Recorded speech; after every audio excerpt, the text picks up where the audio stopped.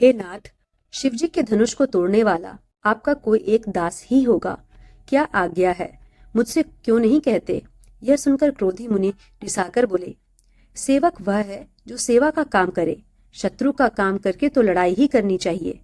हे राम, सुनो, जिसने शिवजी के धनुष को तोड़ा है वह सहस्त्र बाहु के समान मेरा शत्रु है।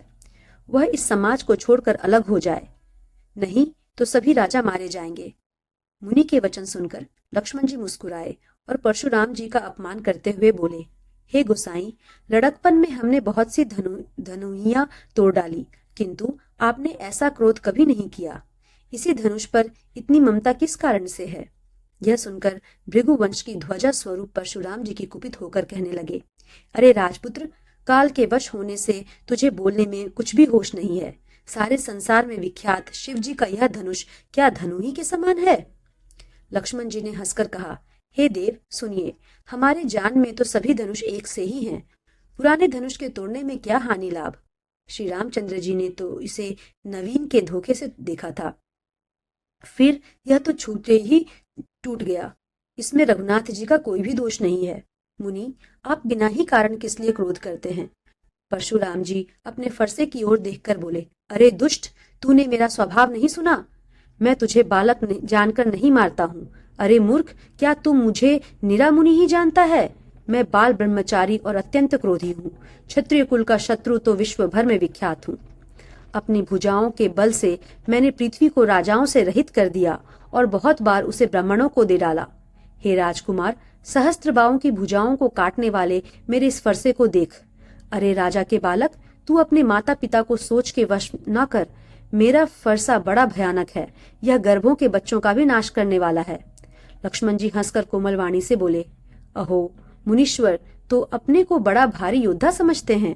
बार बार मुझे कुल्हाड़ी दिखाते हैं, फूंक से पहाड़ उड़ाना चाहते हैं। यहाँ कोई कुम्हेड़ की बतिया नहीं है जो तर्जनी की उंगलियों को देखते ही मर जाती है। कुठार और धनुष बाण देखकर ही मैंने कुछ अभिमान सहित कहा था। भृगुवंशी समझकर और यज्ञोपवीत देखकर तो जो कुछ आप कहते हैं उसे मैं क्रोध को रोककर सह लेता हूँ। देवता, ब्राह्मण, भगवान के भक्त और गौ, इन पर हमारे कुल में वीरता नहीं दिखाई जाती, क्योंकि इन्हें मारने से पाप लगता है और इनसे हार जाने पर अपकीर्ति होती है। इसलिए आप मारें तो भी आपके पैर ही पड़ना चाहिए। आपका एक एक वचन ही करोड़ों वज्रों के समान है। धनुष, बाण और कुठार तो आप व्यर्थ ही धारण करते हैं। इन्हें धनुष, बाण और कुठार को देखकर मैंने कुछ अनुचित कहा हो तो उसे ही धीर महामुनि क्षमा कीजिए। यह सुनकर भृगुवंश मुनि परशुराम जी क्रोध के साथ गंभीर वाणी बोले, हे विश्वामित्र, सुनो, यह बालक बड़ा कुबुद्धि और कुटिल है। काल के वश होकर यह अपने कुल का घातक बन रहा है। यह सूर्यवंश रूपी पूर्णचंद्र का कलंक है। यह बिल्कुल उदंड, मूर्ख और निडर है। अभी क्षण भर में यह काल का ग्रास हो जाएगा। मैं पुकार कर कह देता हूँ, फिर मुझे दोष नहीं देना। यदि तुम इसे बचाना चाहते हो तो हमारा प्रताप, बल और क्रोध बतलाकर इसे मना कर दो। लक्ष्मण जी ने कहा, हे मुनि, आपका सुयश आपके रहते दूसरा कौन वर्णन कर सकता है? आपने अपने ही मुंह से अपनी करनी अनेकों बार बहुत प्रकार से वर्णन की है। इतने पर भी संतोष न हुआ तो फिर कुछ कह डालिए। क्रोध रोक कर असह्य दुख मत सहिए। आप वीरता का व्रत धारण करने वाले, धैर्यवान और शोभ रहित हैं। गाली देते शोभा नहीं पाते। शूरवीर तो युद्ध में करनी करते हैं कहकर अपने को नहीं जानते। शत्रु को युद्ध में उपस्थित पाकर कायर ही अपने प्रताप की डींग मारा करते हैं। आप तो मानो काल को हांक लगाकर बार बार उससे मेरे लिए बुलाते हैं। लक्ष्मण जी के कठोर वचन सुनते ही परशुराम जी ने अपने भयानक फरसे को सुधार कर हाथ में लिया और बोले, अब लोग मुझे दोष ना दें। यह कड़वा बोलने वाला बालक मारे जाने योग्य है। इस बालक देखकर मैंने बहुत बचाया, पर अब यह सचमुच मरने को ही आ गया है। विश्वामित्र ने कहा, अपराध क्षमा कीजिए। बालकों के दोष और गुण को साधु लोग नहीं गिनते। परशुराम जी बोले, तीखी धार का कुठार मैं दया रहित और क्रोधी, और यह गुरुद्रोही और अपराधी मेरे सामने उत्तर दे रहा है। इतने पर भी मैं इसे बिना मारे छोड़ रहा हूँ। सो हे विश्वामित्र, केवल तुम्हारे प्रेम से, नहीं तो इस कठोर कुठार से काटकर थोड़े ही परिश्रम से गुरु से उरीन हो जाता है। विश्वामित्र ने हृदय में हंसकर कहा, मुनि को हरा ही हरा सूझ रहा है। किंतु यह लोहमयी खाड़ है, रुख ऊख की खाड़ नहीं। मुनि अब भी बेसमझ बने हुए हैं, इनके प्रभाव को नहीं समझ रहे हैं। लक्ष्मण जी ने कहा, हे मुनि, आपके शील को कौन नहीं जानता। यह वह संसार भर में प्रसिद्ध है। आप माता पिता तो अच्छी तरह उऋण हो ही गए, अब गुरु का ऋण रहा, जिसका जी में बड़ा सोच लगा है। वह मानो हमारे ही मत्थे काढ़ा था। बहुत दिन बीत गए, इससे ब्याज भी बहुत बढ़ गया होगा। अब किसी हिसाब करने वाले को बुलाइए तो मैं तुरंत थैली खोलकर दे दूं। लक्ष्मण जी के कड़वे वचन सुनकर परशुराम जी ने कुठार संभाला। सारी सभा हाय हाय करके पुकार उठी। लक्ष्मण जी ने कहा, हे भृगु श्रेष्ठ, आप मुझे फरसा दिखा रहे हैं, पर हे राजाओं के शत्रु, मैं ब्राह्मण समझकर बचा रहा हूं। आपको कभी रणधीर बलवान वीर नहीं मिले। हे ब्राह्मण देवता, आप घर ही में बड़े हैं। यह सुनकर अनुचित है कहकर सब लोग पुकार उठे। तब श्री रघुनाथ जी ने इशारे से लक्ष्मण जी को रोक दिया। लक्ष्मण जी के उत्तर से, जो आहुति के समान थे, परशुराम जी के क्रोध रूपी अग्नि को बढ़ते देखकर रघुकुल के सूर्य श्री रामचंद्र जी की जल के समान वचन बोले, हे नाथ, बालक पर कृपा कीजिए। इस सीधे और दूध मुहे बच्चे पर क्रोध न कीजिए। यदि यह प्रभु का कुछ भी प्रभाव नहीं जानता, तो क्या यह बेसमझ आपकी बराबरी करता। बालक यदि कुछ चपलता भी करते हैं तो गुरु पिता और माता मन में आनंद से भर जाते हैं। अतः इसे छोटा बच्चा और सेवक जानकर कृपा कीजिए। आप तो समदर्शी, सुशील, धीर और ज्ञानी मुनि हैं। श्री रामचंद्र जी के वचन सुनकर वे कुछ ठंडे पड़े। इतने में लक्ष्मण जी कुछ कहकर फिर मुस्कुरा दिए। उनको हंसते देखकर परशुराम जी के नख से शिखा तक क्रोध छा गया। उन्होंने कहा, हे राम, तेरा भाई बड़ा पापी है। यह शरीर से गोरा पर हृदय का बड़ा काला है। यह विषमुख है, दूधमुखा नहीं। स्वभाव से ही टेढ़ा है, तेरा अनुसरण नहीं करता। यह नीच मुझे काल के समान नहीं देखता। लक्ष्मण जी ने हंसकर कहा, हे मुनि, सुनिए, क्रोध आपका मूल है, जिसके वश में होकर मनुष्य अनुचित कर्म कर बैठते हैं और विश्व भर के प्रतिकूल चलते हैं। मैं मुनिराज, मैं आपका दास हूँ। अब क्रोध त्याग कर दया कीजिए। टूटा हुआ धनुष क्रोध करने से जुड़ नहीं जाएगा। खड़े खड़े पैर दुखने लगे होंगे, बैठ जाइए। यदि धनुष अत्यंत ही प्रिय हो तो कोई उपाय किया जाए और किसी बड़े कारीगर को बुलाकर जुड़वा दिया जाए। लक्ष्मण जी के बोलने से जनक जी डर जाते हैं और कहते हैं, बस चुप रहिए, अनुचित बोलना अच्छा नहीं। जनकपुर के स्त्री पुरुष थर थर कांप रहे हैं और मन ही मन कह रहे हैं कि छोटा कुमार बड़ा ही खोटा है। लक्ष्मण जी की निर्भय वाणी सुनकर परशुराम जी का शरीर क्रोध से जला जा रहा है और उनके बल की हानि हो रही है। तब श्री रामचंद्र जी पर एहसान जनाकर परशुराम जी बोले, तेरा छोटा भाई समझकर मैं इसे बचा रहा हूँ। यह मन का मैला और शरीर का कैसा सुंदर है, जैसे विष के रस से भरा हुआ सोने का घड़ा। यह सुनकर लक्ष्मण जी फिर हंसे। तब श्री रामचंद्र जी तिरछी नजर से उनकी ओर देखा, जिससे लक्ष्मण जी सकुचाकर विपरीत बोलना छोड़कर गुरु जी के पास चले गए। श्री रामचंद्र जी दोनों हाथ जोड़कर अत्यंत विनय के साथ कोमल और शीतल वाणी बोले, हे नाथ, सुनिए, आप तो स्वभाव से ही सुजान हैं। आप बालक के वचन पर कान न दीजिए। बरे और बर और बालक का एक स्वभाव है। संत जन इन्हें कभी दोष नहीं लगाते। फिर उसने लक्ष्मण को तो कुछ काम भी नहीं बिगाड़ा है। हे नाथ, आपका अपराधी तो मैं हूँ। अतः हे स्वामी, कृपा, क्रोध, वध और बंधन जो कुछ करना हो दास की तरह मुझ पर कीजिए, जिस प्रकार से शीघ्र आपका क्रोध दूर हो। हे मुनिराज, बताइए, मैं वही उपाय करूंगा। मुनि ने कहा, हे राम, क्रोध कैसे जाए। अब भी तेरा छोटा भाई टेढ़ा ही ताक रहा है। उसकी गर्दन पर मैंने कुठार ना चलाया तो क्रोध करके किया ही क्या। मेरे जिस कुठार की घोर करनी सुनकर राजाओं की स्त्रियों के गर्भ गिर पड़ते हैं, उसी फरसे के रहते मैं इस शत्रु राजपुत्र को जीवित देख रहा हूँ। हाथ चलता नहीं, क्रोध से छाती जली जाती है। राजाओं का घातक यह कुठार भी कुंठित हो गया। विधाता विपरीत हो गया, इससे मेरा स्वभाव बदल गया। नहीं तो भला मेरे हृदय में किसी समय भी कृपा कैसी। आज दया मुझे यह दुस्सह दुख सहा रही है। यह सुनकर लक्ष्मण जी ने मुस्कुराकर सिर नवाया और कहा, आपकी कृपा रूपी वायु भी आपकी मूर्ति के अनुकूल ही है। वचन बोलते हैं मानो फूल झड़ रहे हैं। हे मुनि, यदि कृपा करने से आपका शरीर जला जाता है तो क्रोध होने पर तो शरीर की रक्षा विधाता ही करेंगे। परशुराम जी ने कहा, हे जनक, देख, यह मूर्ख बालक हट करके यमपुरी में निवास करना चाहता है। इसको शीघ्र ही आंखों की ओट क्यों नहीं करते। यह राजपुत्र देखने में छोटा है पर है बड़ा खोटा। लक्ष्मण जी ने हंसकर मन ही मन कहा, आंख मूंद लेने पर कहीं कोई नहीं है। तो परशुराम जी हृदय में अत्यंत क्रोध भरकर श्री राम जी से बोले, अरे शठ, तू शिव जी का धनुष तोड़कर उल्टा हम ही को ज्ञान सिखाता है। तेरा यह भाई तेरी ही सम्मति से कटु वचन बोलता है और तू छल से हाथ जोड़कर विनय करता है। या तो युद्ध में मेरा संतोष कर, नहीं तो राम कहलाना छोड़ दे। अरे शिवद्रोही, छल त्याग कर मुझसे युद्ध कर, नहीं तो भाई सहित तुझे मार डालूंगा। इस प्रकार परशुराम जी कुठार उठाए बक रहे हैं और श्री रामचंद्र जी सिर झुकाए मन ही मन मुस्कुरा रहे हैं। श्री रामचंद्र जी ने मन ही मन कहा, दोष तो लक्ष्मण का और क्रोध मुझ पर करते हैं, कहीं कहीं सीधेपन में भी बड़ा दोष होता है। टेढ़ा जानकर सब लोग किसी की भी वंदना करते हैं, टेढ़े चंद्रमा को राहु भी नहीं ग्रसता। श्री रामचंद्र जी ने प्रकट में कहा, हे मनीश्वर, क्रोध छोड़िए। आपके हाथ में कुठार है और मेरा यह सिर आगे है। जिस प्रकार आपका क्रोध जाए, हे स्वामी वही कीजिए, मुझे अपना दास जानिए। स्वामी और सेवक में युद्ध कैसा? हे ब्राह्मण श्रेष्ठ, क्रोध का त्याग कीजिए। आपका वीरों का सा वेश देखकर ही बालक ने कुछ कह डाला था, वास्तव में उसका भी कोई दोष नहीं है। आपको कुठार, बाण और धनुष धारण किए देखकर और वीर समझकर बालक को क्रोध आ गया। वह आपका नाम तो जानता था, पर उसने आपको पहचाना नहीं। अपने वंश के स्वभाव के अनुसार उसने उत्तर दिया,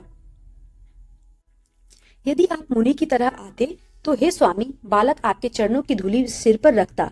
अनजाने की भूल को क्षमा कर दीजिए। ब्राह्मणों के हृदय में बहुत अधिक दया होनी चाहिए। हे नाथ, हमारी और हमारी आपकी बराबरी कैसी?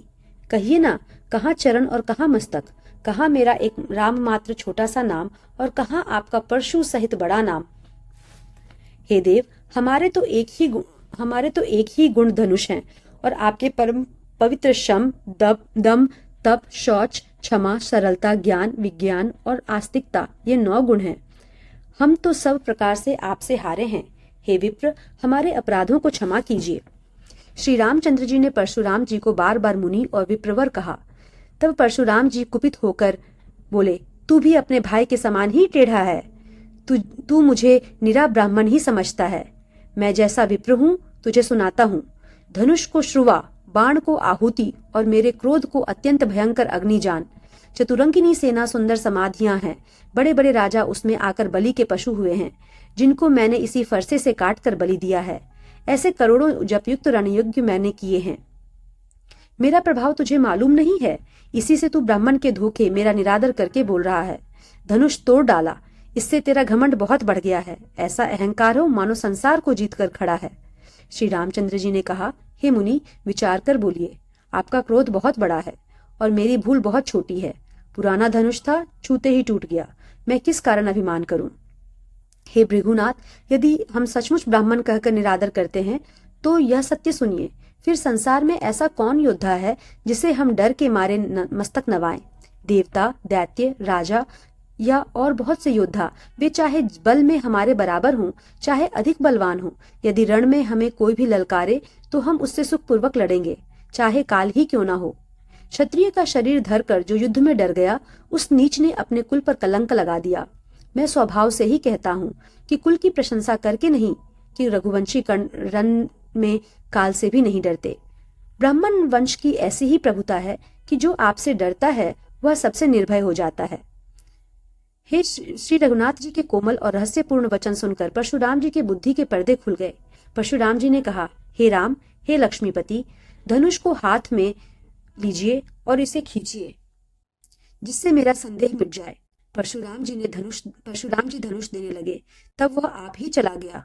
तब परशुराम जी के मन में बड़ा आश्चर्य हुआ। तब उन्होंने श्री राम जी का प्रभाव जाना, जिसके कारण उनका शरीर पुलकित और प्रफुल्लित हो गया। वे हाथ जोड़कर वचन बोले। प्रेम उनके हृदय में समाता न था। वे रघुकुल रूपी कमल पवन के सूर्य, हे राक्षसों के कुल रूपी घने जंगल को जलाने वाले अग्नि, आपकी जय हो। हे देवता, ब्राह्मण और गौ का हित करने वाले, आपकी जय हो। हे मद, मोह, क्रोध और भ्रम हरने वाले, आपकी जय हो। हे विनय, शील, कृपा आदि गुणों के समुद्र और वचनों की रचना में अत्यंत चतुर, आपकी जय हो। हे सेवकों का सुख देने वाले, सब अंगों से सुंदर और शरीर में करोड़ों कामदेवों की छवि धारण करने वाले, आपकी जय हो। मैं एक मुख से आपकी क्या प्रशंसा करूं? हे महादेव जी के मन रूपी मानसरोवर के हंस, आपकी जय हो। मैंने अनजाने में आपको बहुत से अनुचित वचन कहे। क्षमा, हे क्षमा के मंदिर दोनों भाई, मुझे क्षमा कीजिए। हे रघुकुल के पताका स्वरूप श्री रामचंद्र जी, आपकी जय हो, जय हो, जय हो। ऐसा कहकर परशुराम जी तप के लिए वन को चले गए।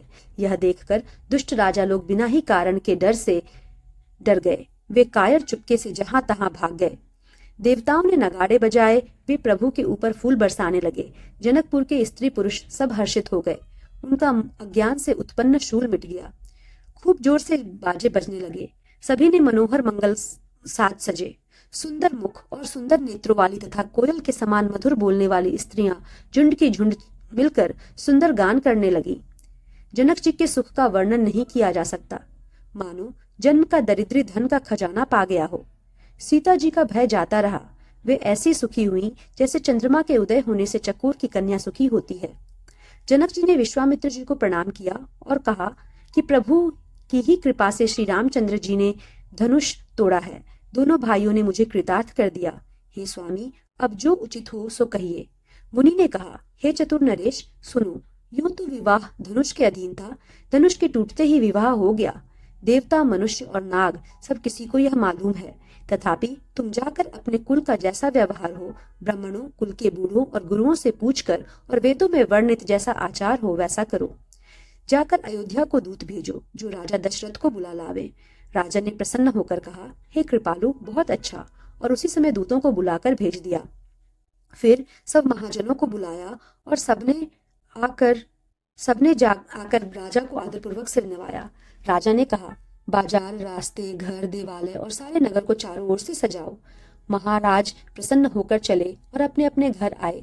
फिर राजा ने नौकरों को बुला भेजा और फिर उन्हें आज्ञा दी कि विचित्र मंडप सजाकर तैयार करो। यह सुनकर वे सब राजा के वचन सिर पर धरकर और सुख पाकर चले। उन्होंने अनेक कारीगरों को बुला भेजा जो मंडप बनाने में कुशल और चतुर थे। उन्होंने ब्रह्मा की वंदना करके कार्य आरंभ किया और पहले के सोने के केले के खंभे बनाए, हरी हरी पन्ने के पत्ते और फल बनाए तथा पद्मराग मणियों के फूल बनाए। मंडप की अत्यंत विचित्र रचना देखकर ब्रह्मा का मन भी भूल गया। बांस सब हरी हरी मणियों के सीधे और गांठों से युक्त ऐसे बनाए जो पहचाने नहीं जाते थे। सोने की सुंदर नागबेली बनाई जो पत्तों सहित ऐसी भली मालूम होती थी कि पहचाने नहीं पा जाती थी।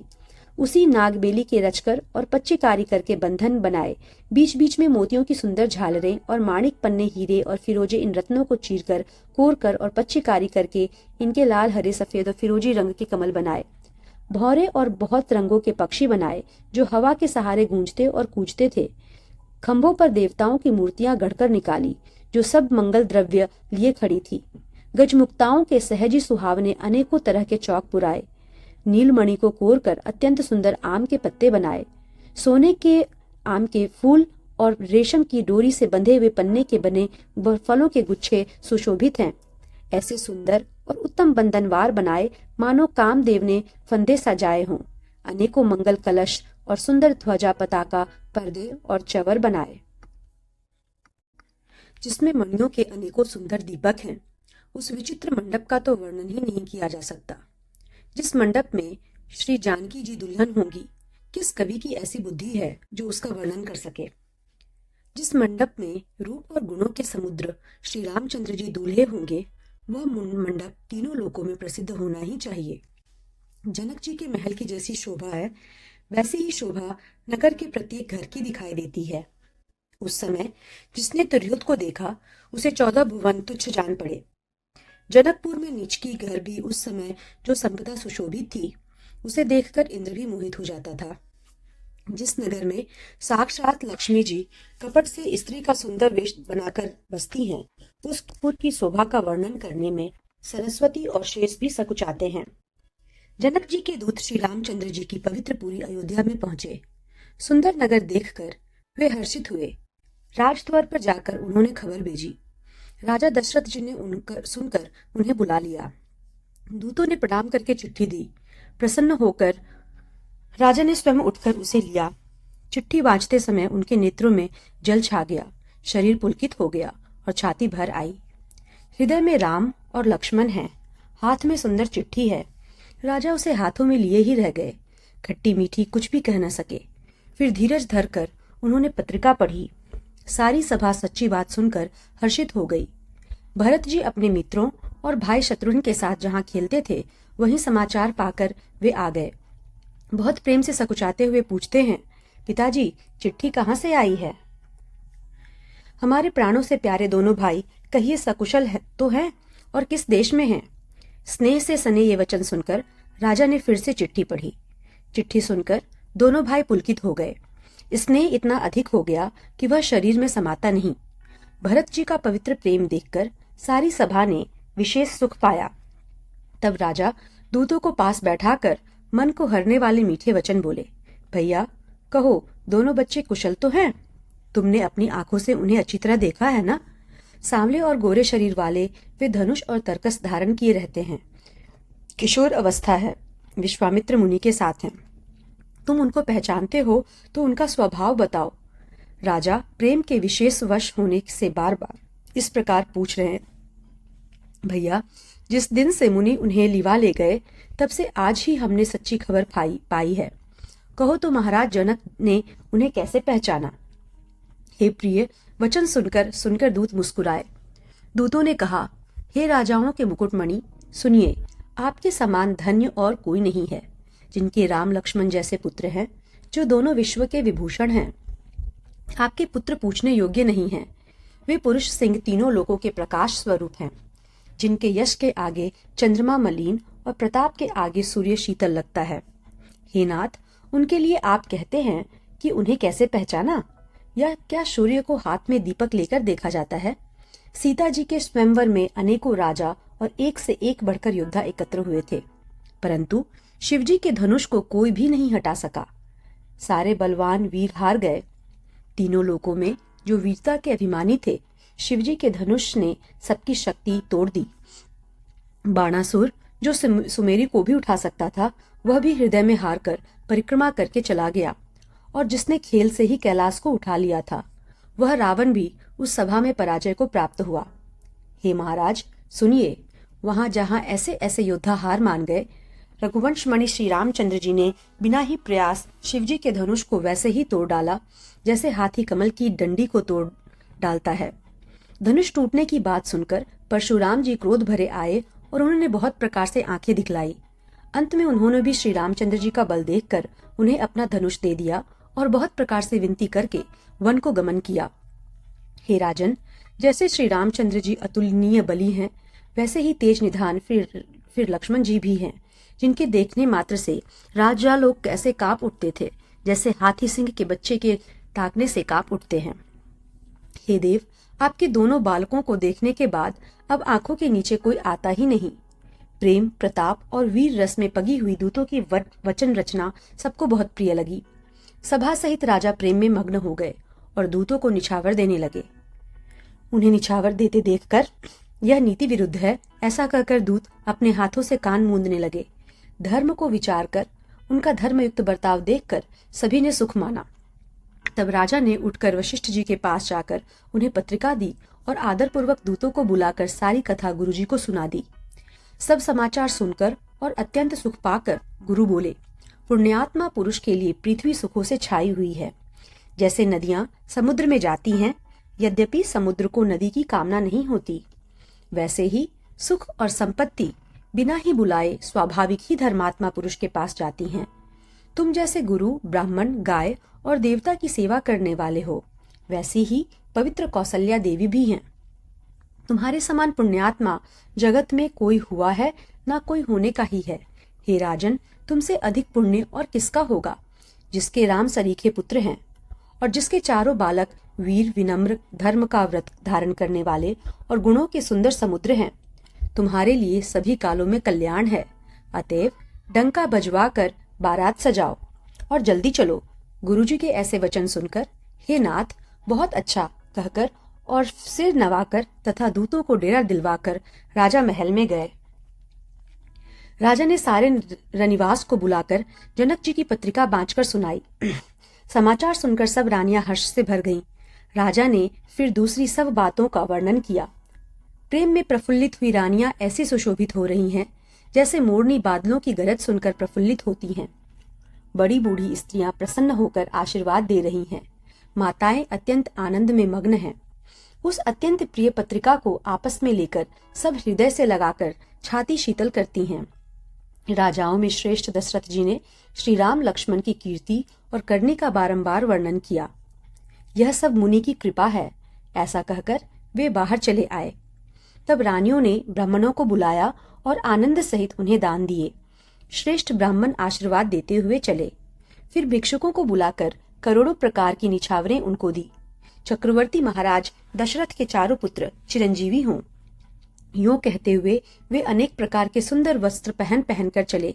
आनंदित होकर नगाड़े वालों ने बड़े जोर से नगाड़ों पर चोट लगाई। सब लोगों ने जब यह समाचार पाया तब घर घर बधावे होने लगे। 14 लोकों में उत्साह भर गया कि जानकी जी और श्री रघुनाथ जी का विवाह होगा। यह शुभ समाचार पाकर लोग प्रेममग्न हो गए और रास्ते, घर तथा गलियां सजाने लगे। यद्यपि अयोध्या सदा सुहावनी है, क्योंकि वह श्री राम जी की मंगलमयी पवित्र पुरी है, तथापि प्रीति पर प्रीति होने से वह सुंदर मंगल रचना से सजाई गई। ध्वजा, पताका, पर्दे और सुंदर चवरों से सारा बाजार बहुत ही अनूठा छाया हुआ है।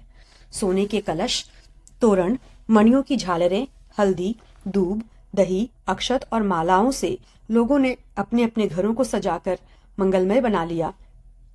गलियों को चतुर रस्म से सींचा और द्वारों पर सुंदर चौक पुराए। चंदन, केशर, कस्तूरी और कपूर से बने हुए एक सुगंधित द्रव को चतुरसम कहते हैं। बिजली सी कांति वाली चंद्रमुखी, हरिण के बच्चे से नेत्र वाली और अपने सुंदर रूप से कामदेव की स्त्री रति के अभिमान को छुड़ाने वाली सुहागिनी स्त्रियां सभी 16 श्रृंगार सजाकर जहां तहां झुंड की झुंड मिलकर मनोहर वाणी से मंगल गीत गा रही हैं, जिनके सुंदर स्वर को सुनकर कोयलें भी लजा जाती हैं। राजमहल का वर्णन कैसे किया जाए, जहां विश्व को विमोहित करने वाला मंडप बनाया गया है। अनेकों प्रकार के मनोहर मांगलिक पदार्थ शोभित हो रहे हैं और बहुत से नगाड़े बज रहे हैं। कहीं भाट विरुदावली का उच्चारण कर रहे हैं तो कहीं ब्राह्मण वेद ध्वनि कर रहे हैं। सुंदरी स्त्रियां श्री राम जी और श्री सीता जी का नाम ले लेकर मंगल गीत गा रही हैं। उत्साह बहुत है और महल अत्यंत ही छोटा है। इससे उसमें न समाकर मानो वह उत्साह चारों ओर उमड़ चला। दशरथ के महल की शोभा का वर्णन कौन कवि कर सकता है, जहां समस्त देवताओं के शिरोमणि रामचंद्र जी ने अवतार लिया है। फिर राजा ने भरत जी को बुला लिया और कहा कि जाकर घोड़े, हाथी और रथ सजाओ, जल्दी श्री रामचंद्र जी की बारात में चलो। यह सुनते ही दोनों भाई भरत जी और शत्रुघ्न जी आनंदवश पुलक से भर गए। भरत जी ने सब साहनी बुलाए और उन्हें आज्ञा दी। वे प्रसन्न होकर उठ दौड़े। उन्होंने रुचि के साथ जिन्हें कसकर घोड़े सजाए। रंग रंग के उत्तम घोड़े शोभित हो गए। सब घोड़े बड़े ही सुंदर और चंचल करनी के हैं। वे धरती पर ऐसे पैर रखते हैं जैसे जलते हुए लोहे पर रखते हों। अनेकों जाति के घोड़े हैं जिनका वर्णन नहीं हो सकता। ऐसी तेज चाल के हैं मानो हवा का निरादर करके उड़ना चाहते हैं। उन सब घोड़ों पर भरत जी के समान अवस्था वाले सब छैल छबीले राजकुमार सवार हो गए। ऐसे वे सभी सुंदर हैं और सब आभूषण धारण किए हुए हैं। उनके हाथों में बाण और धनुष हैं तथा कमर में भारी तरकस बंधे हैं। सभी चुने हुए छबीले छैल, शूरवीर, चतुर और नवयुवक हैं। प्रत्येक सवार के साथ 2 पैदल सिपाही हैं जो तलवार चलाने की कला में बड़े निपुण हैं। शूरता का बना धारण किए हुए रणधीर वीर सब निकलकर नगर के बाहर आ खड़े हुए। वे चतुर अपने घोड़ों को तरह तरह की चालों से फेर रहे हैं और भेरी तथा नगाड़े की आवाज सुन सुनकर प्रसन्न हो रहे हैं। सारथियों ने ध्वजा, पताका, मणि और आभूषणों को लगाकर रथों को बहुत विलक्षण बना दिया है। उनमें सुंदर चवर लगे हैं और घंटियां सुंदर शब्द कर रही हैं। वे रथ इतने सुंदर हैं मानो सूर्य के रथ की शोभा को छीन लेते हैं। अगणित श्यामकर्ण घोड़े थे। उनको सारथियों ने उन रथों में जोत दिया है जो सभी देखने में सुंदर और गहनों से सजाए हुए सुशोभित हैं और जिन्हें देखकर मुनियों के मन भी मोहित हो जाते हैं। जो जल पर भी जमीन की तरह ही चलते हैं। वेग की अधिकता से उनकी टाप पानी में नहीं डूबती। अस्त्र शस्त्र और सब साज सजाकर सारथियों ने रथियों को बुला लिया। रथों पर चढ़ चढ़कर बारात नगर के बाहर जुटने लगी। जो जिस काम के लिए जाता है सभी को सुंदर शकुन होते हैं। श्रेष्ठ हाथियों पर सुंदर अंबारियां पड़ी हैं। वे जिस प्रकार सजाई गई थी सो कहा नहीं जा सकता। मतवाले हाथी घंटों से सुशोभित होकर चले, मानो सावन के सुंदर बादलों के समूह गरजते हुए जा रहे हैं। सुंदर पालकियां, सुख से बैठने योग्य तामजान और रथ आदि और भी अनेकों प्रकार की सवारियां हैं। उन पर श्रेष्ठ ब्राह्मणों के समूह चढ़कर बोले, मानो सब वेदों के छंद ही शरीर धारण किए हुए हों। मागध, सूत, भाट और गुण गाने वाले सब जो जिस योग्य थे वैसे सवारी पर चढ़कर चले। बहुत जातियों के खच्चर, ऊंट और बैल असंख्यों प्रकार की वस्तुएं लाद लाद कर चले। कहार करोड़ों कावरे लेकर चले। उनमें अनेकों प्रकार की इतनी वस्तुएं थीं जिनका वर्णन कौन कर सकता है। सब सेवकों के समूह अपना अपना साज समाज बनाकर चले। सबके हृदय में अपार हर्ष है और शरीर पुलक से भरे हैं। सबको एक ही लालसा लगी है कि हम श्री राम लक्ष्मण दोनों भाइयों को नेत्र भरकर कब देखेंगे। हाथी गरज रहे हैं। उनके घंटों की भीषण ध्वनि हो रही है। चारों ओर रथों की घरघराहट और घोड़ों की हिनहिनाहट हो रही है। बादलों का निरादर करते हुए नगाड़े घोर शब्द कर रहे हैं। किसी को अपनी पराई कोई बात कानों से सुनाई नहीं देती। राजा दशरथ के दरवाजे पर इतनी भारी भीड़ हो रही है कि वहां पत्थर फेंका जाए तो वह भी पिसकर धूल हो जाए।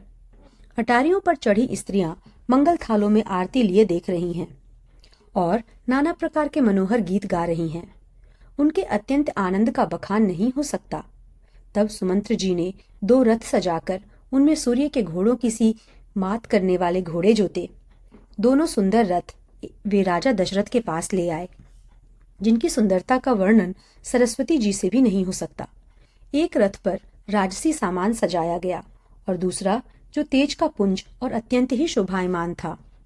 उस सुंदर रथ पर राजा वशिष्ठ जी को हर्षपूर्वक चढ़ाकर फिर स्वयं शिव, गुरु गौरी और गणेश जी का स्मरण करके दूसरे रथ पर चढ़े।